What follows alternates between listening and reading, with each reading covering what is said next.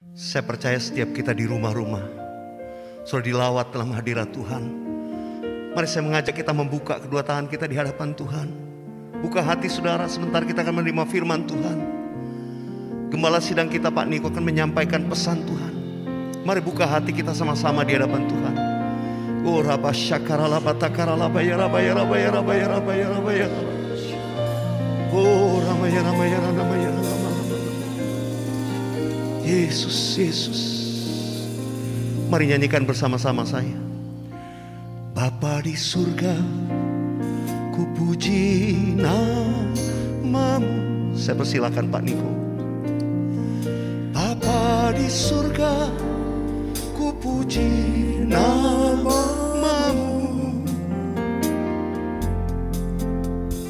Ku cinta, ku puja, ku sembah selamanya.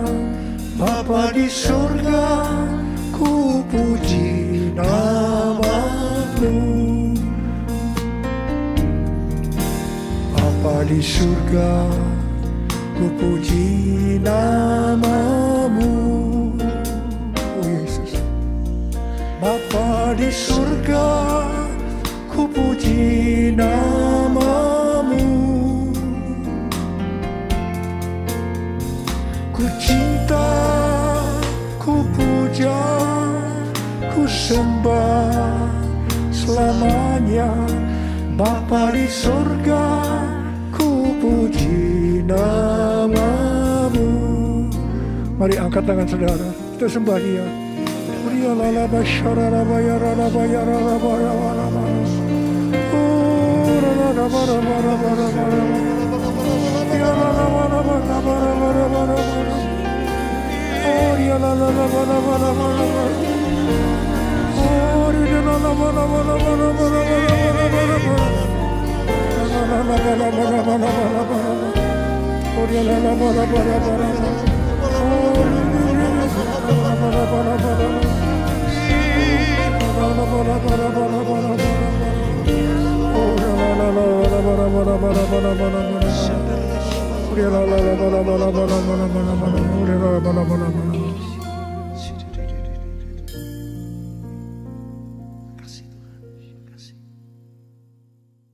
Shalom semuanya.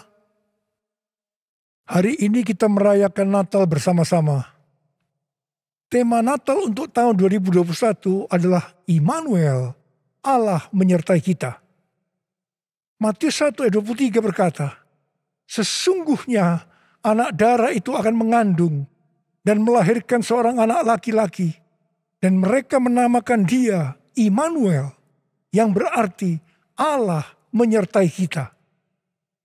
Ini adalah berita yang disampaikan oleh malaikat Tuhan kepada Yusuf, tunangan Maria. Pada waktu itu, Yusuf sedang mempertimbangkan akan menceraikan Maria dengan diam-diam. Karena ternyata Maria mengandung dari Roh Kudus sebelum mereka hidup sebagai suami istri. Ketika Yusuf mempertimbangkan maksud itu, malaikat Tuhan menampakkan diri kepadanya dalam mimpi dan berkata, Yusuf, anak Daud, janganlah engkau takut mengambil Maria sebagai istrimu. Sebab anak yang dalam kandungannya adalah dari Roh Kudus. Ia akan melahirkan anak laki-laki, dan engkau akan menamakan dia Yesus. Karena dialah yang akan menyelamatkan umatnya dari dosa mereka. Hal itu supaya terjadi seperti nubuatan Nabi Yesaya lebih kurang 700 tahun sebelum Masehi mengenai datangnya Immanuel. Kata Immanuel dalam Matius 1 ayat 23 tadi, dalam bahasa Yunaninya adalah Emmanuel, yang berasal dari bahasa Ibrani Immanuel, yang merupakan nama profetik dari Mesias atau Kristus, yang dinubuatkan Nabi Yesaya dalam Yesaya 7 ayat 14. Kata Immanuel berasal dari kata Im, yang berarti bersama, dan El, yang berarti Allah. Jadi Immanuel artinya Allah menyertai kita.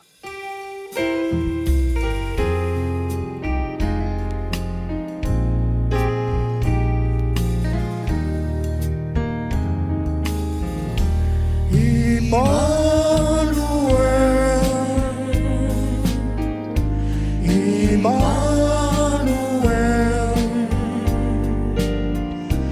namanya disebut Immanuel, Allah serta dalam kita, namanya disebut Immanuel.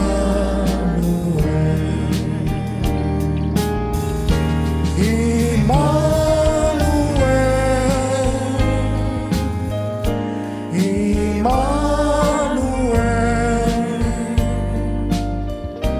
namanya disebut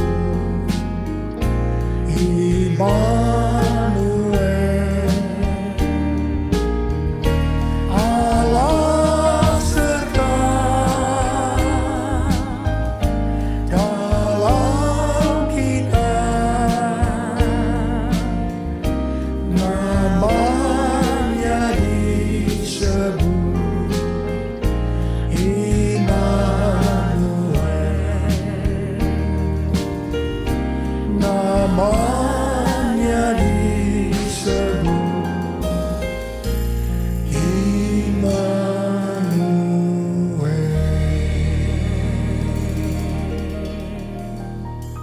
Konsep mengenai Immanuel adalah rancangan Allah yang ajaib, yang bertujuan penyelamatan umat manusia yang berdosa.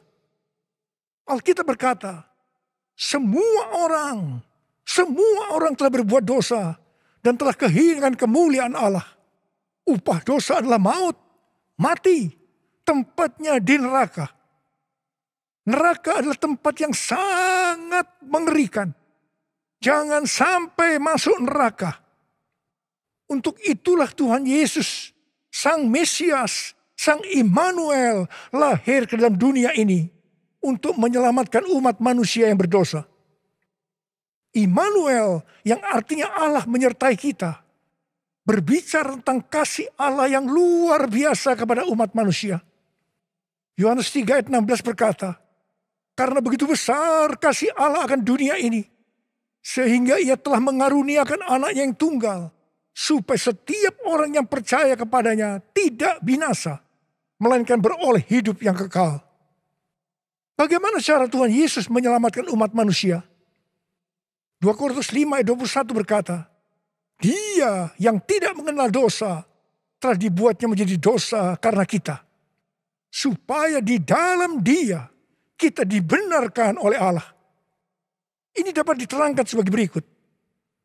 Tuhan Yesus yang tidak mengenal dosa telah dibuatnya menjadi dosa karena kita. Artinya Tuhan Yesus harus mati karena dosa-dosa kita. Sebenarnya kita yang seharusnya mati, karena kita lah yang berdosa. Upah dosa adalah maut, mati. Tetapi Tuhan Yesus yang tidak berdosa telah dijadikan dosa, artinya Tuhan Yesus yang mati menggantikan kita. Kalau melihat cara mati Tuhan Yesus, saya mau katakan itu sangat-sangat tidak manusiawi. Tuhan Yesus mati dengan bermandikan darah, akibat dicambuk, kepalanya diberi mahkota duri, tangan dan kakinya dipakukan ke kayu salib. Mengapa Tuhan Yesus harus mati dengan cara seperti itu? Alkitab katakan, tanpa penumpahan darah, tidak ada pengampunan dosa. Untuk mengampuni dosa saudara, dan dosa saya, Tuhan Yesus harus mati dengan cara demikian. Selain itu, apalagi yang Alkitab katakan dengan cara mati Tuhan Yesus yang seperti itu? Yang pertama, penyakit kitalah yang ditanggungnya. Yang kedua, penderitaan kita yang dipikulnya. Dan oleh bilur-bilurnya kita disembuhkan.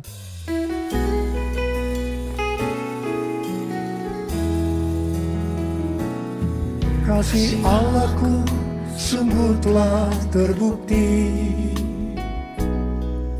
ketika Dia serahkan anaknya. Kasih Allah mau berkorban bagi kau dan aku. Tak ada kasih seperti kasih-Nya. Kasih Allahku sungguh telah terbukti ketika Dia serahkan anaknya. Kasih Allah mau berkorban bagi kau dan aku.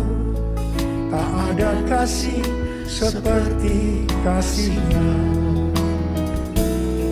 Bersyukur, bersyukur, bersyukur. Oh, bersyukur karena kasih setiamu. Ku sembah, ku sembah, ku sembah dan ku sembah. Selama hidupku ku sembah kau Tuhan. Bersyukur, bersyukur, bersyukur. Oh, bersyukur karena kasih setiamu. Ku sembah, ku sembah, ku sembah dan ku sembah. Selama hidupku ku sembah kau Tuhan. Selama hidupku ku sembah kau Tuhan. Selama hidupku ku sembah kau Yesus.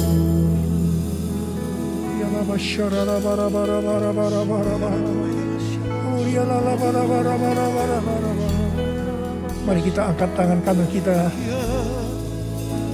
Kemudian kita taruh di dada kita. Katakan, Tuhan Yesus, Tuhan Yesus, Engkau baik, Engkau sungguh baik dan sangat baik kepada saya, pada saya, pada saya. Bapa, kami merasakan kebaikan-Mu saat ini. Kami merasakan kebaikan-Mu ya Tuhan. Ya Tuhan, ya Tuhan. Kau melihat anak-anak-Mu yang sedang menaruh tangan kanan mereka di dada mereka.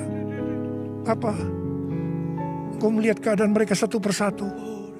Mereka membutuhkan pertolongan Tuhan. Sebentar kami akan memasuki tahun yang baru, tahun 2022. Biarlah Tuhan di hari Natal ini kami memintakan berkat kepadamu untuk mereka. Berkati mereka Tuhan. Berkati mereka. Sembuh dalam nama Yesus. Sembuh dalam nama Yesus. Mujizat terjadi. Mujizat terjadi. Ya Tuhan. Ya Tuhan. Ya Tuhan. Kau menolong mereka. Kau menolong mereka saat ini. Menolong mereka ya Tuhan. Terima kasih ya Abba. Terima kasih Tuhan. Terima kasih. Berkat-Mu melimpah buat kami semua. Dalam nama Yesus. Amin. Pada waktu Tuhan Yesus lahir ke dalam dunia ini, ada beberapa peristiwa yang terjadi, di mana itu mengajarkan kepada kita bagaimana seharusnya kita menyambut kelahiran Sang Immanuel. Peristiwa pertama terdapat dalam Lukas 2 ayat 8 sampai dengan 12 dan ayat 15 dan 16, yaitu apa yang dilakukan oleh para gembala.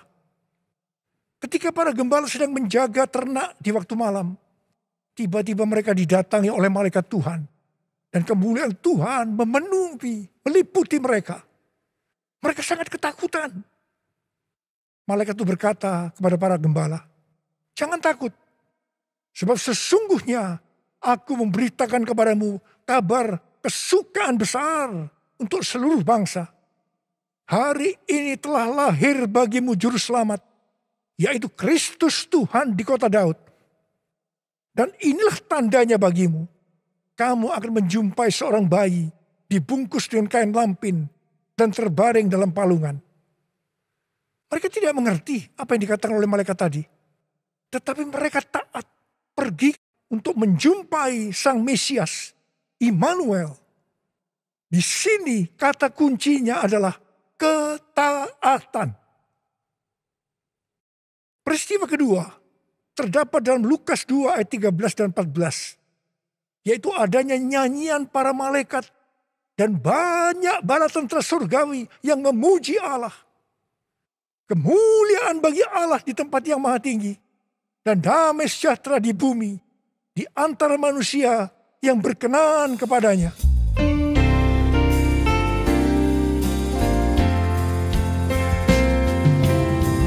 Kemuliaan bagi Allah di tempat yang maha tinggi, damai sejahtera di bumi di antara semua umat manusia yang berkenan padanya.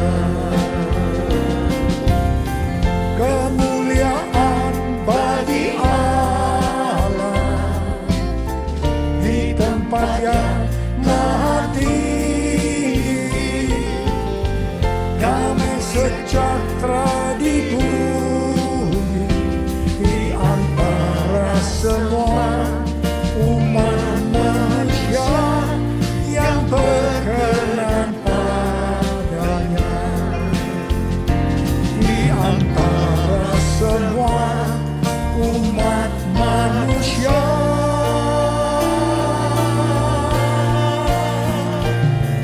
yang berkenan padanya.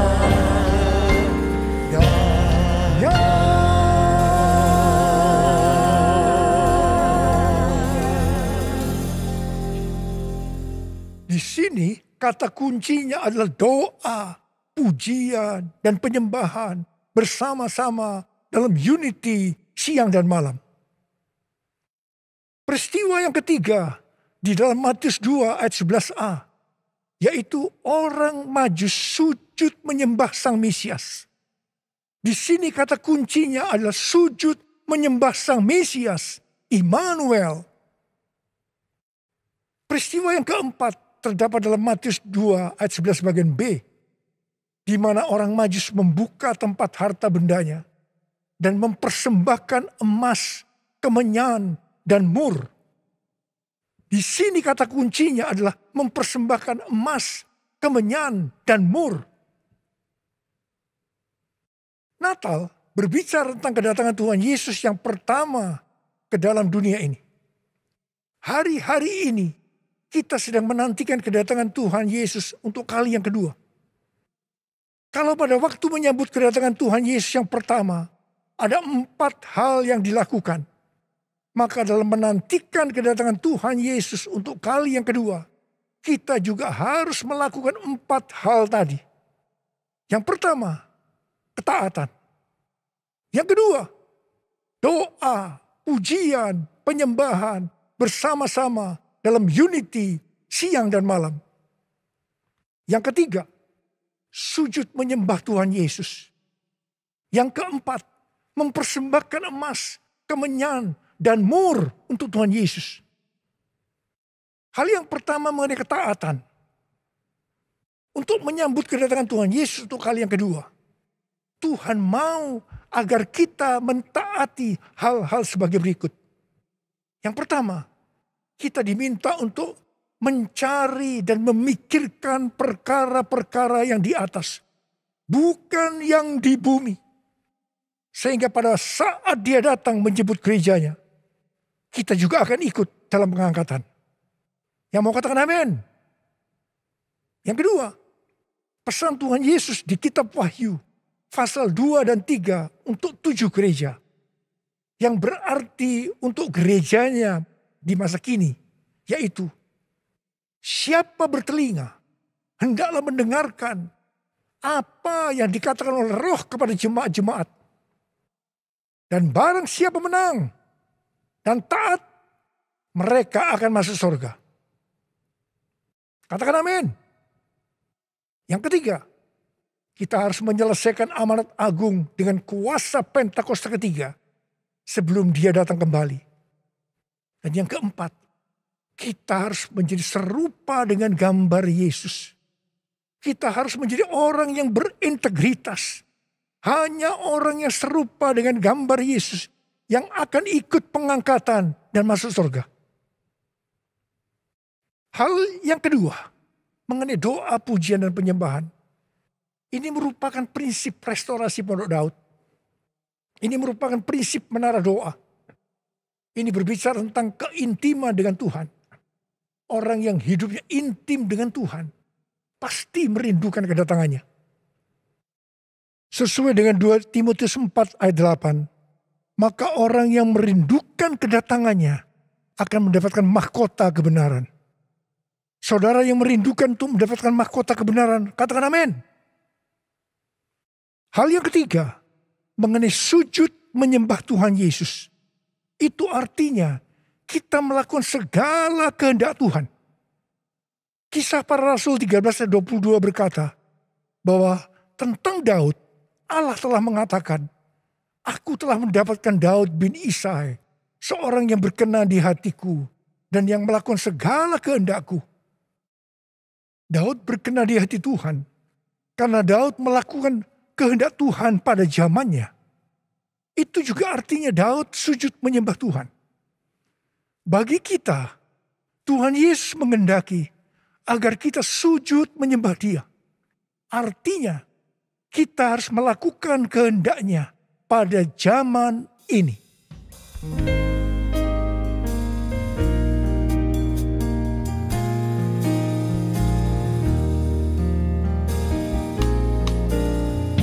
Ku sembahkan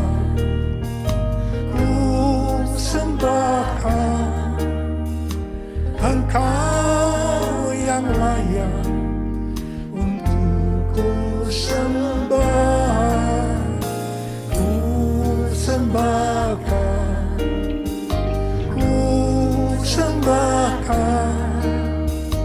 Engkau yang layak untuk ku sembah.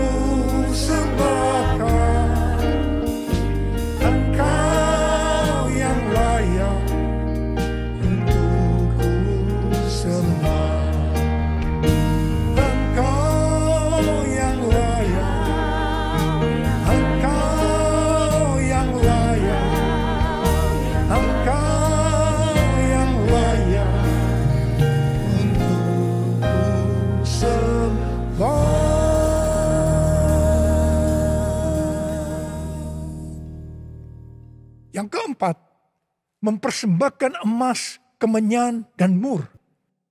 Sesuai dengan apa yang dituliskan dalam Alkitab, maka kita akan berbicara secara arti rohani. Emas berbicara tentang kekudusan atau kemurnian. Sikap, tindakan, dan ucapan kita harus kudus.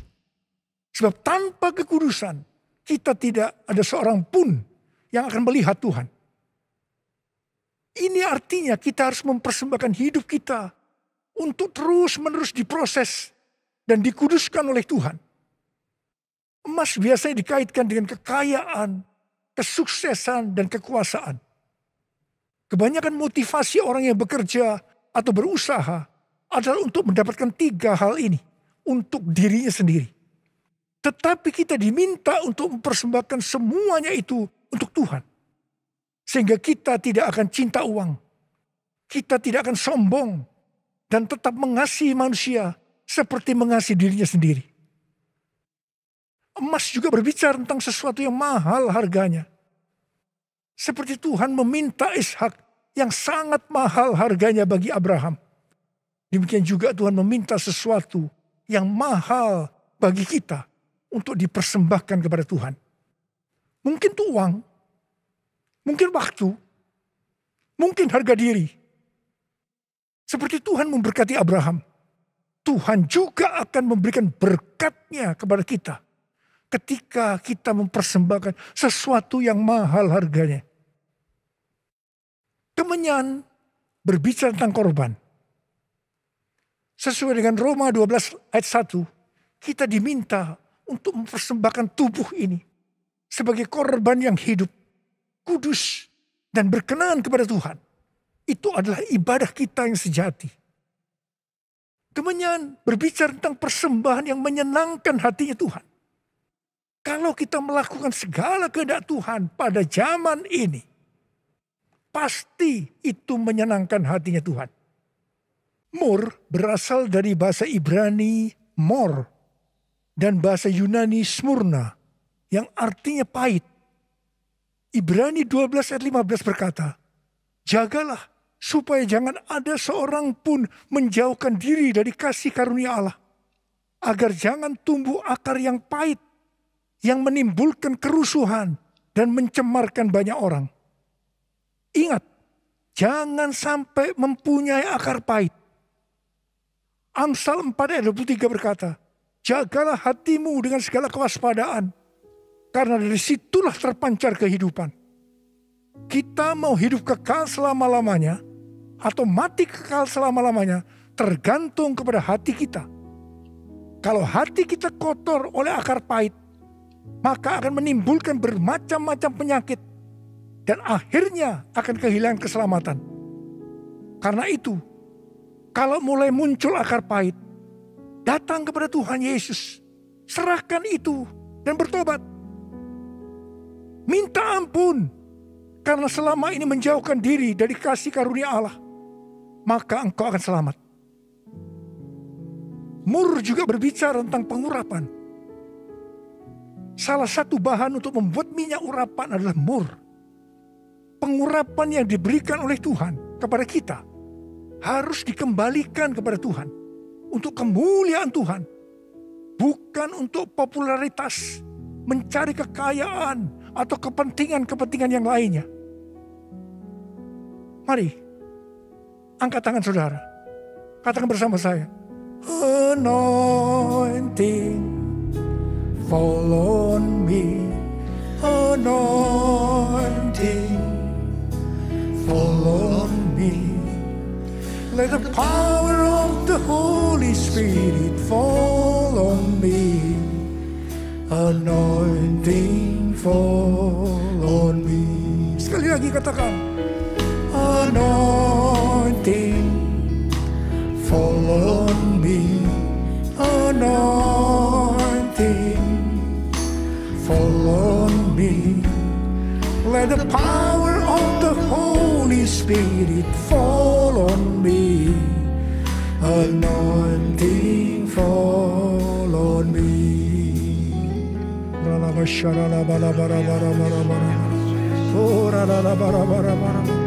Tuhan, urapi kami semua ya Tuhan, urapi kami, urapi anak-anak-Mu ya Tuhan.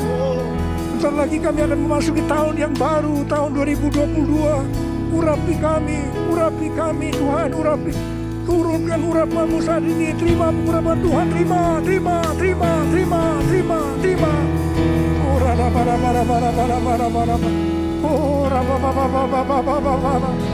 Tuhan, terima kasih Tuhan. Terima kasih Tuhan.